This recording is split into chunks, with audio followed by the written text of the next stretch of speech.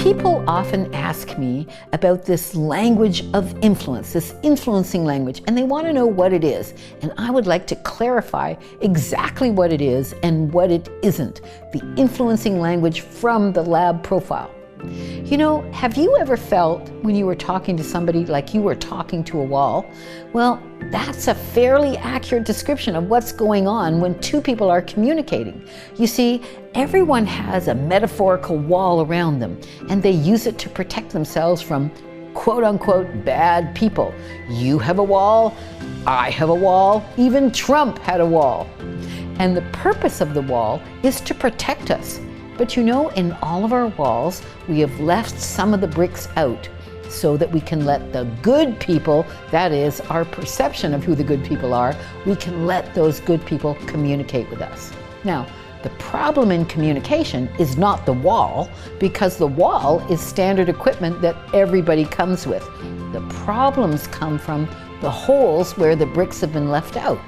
The holes come in specific shapes, unique to each person. And if we want to communicate with that person, we need to use the words that fit exactly with the other person's holes in their walls.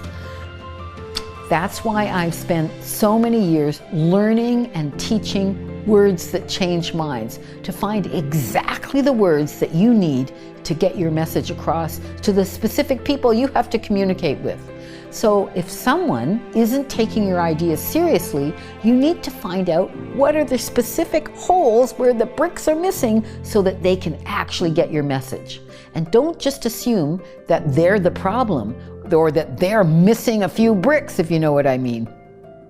The issue is finding exactly the right words, the words that change minds. Now, the influencing language, let's talk about what it is not.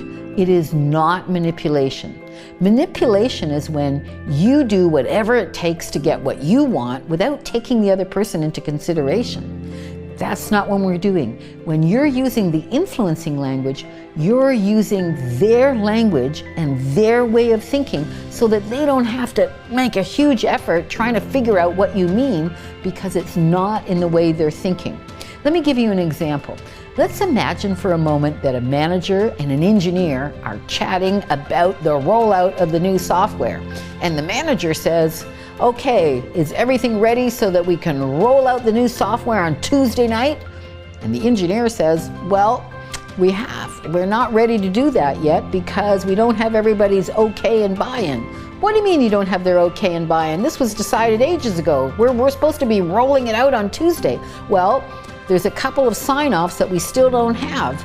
Well, let's make sure those sign-ups are done so that it can happen on Tuesday. And oh, another thing's going wrong. The pre-training hasn't happened yet. We got to make sure everybody gets that training so we can make that rollout happen.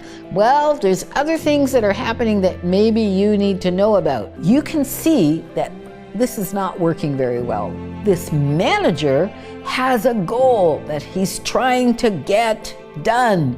So we call this below conscious motivation pattern a towards pattern. The manager is aiming to make something happen. Well, the engineer isn't thinking about that at all. The engineer is thinking about all the problems that are coming up and what needs to be done about those problems. What are those things that need to be moved away from, or we can't make any progress? So they're talking in opposite directions of movement. The manager is moving towards, and the engineer is moving away from. And in fact, they're going to both have a very frustrating conversation simply because the direction of their language isn't the same. This one's moving towards, this one's moving away from. So what do they need to do? They need to go to each other's bus stop, learn the language of how that person needs to hear things so that they can get along and actually work well together. Because as long as they're banging heads about, I want this, well, we got this problem, they're not going to make any progress. So that's what the influencing language is for. It enables you to go to someone's bus stop and speak in a way that they're actually able to hear.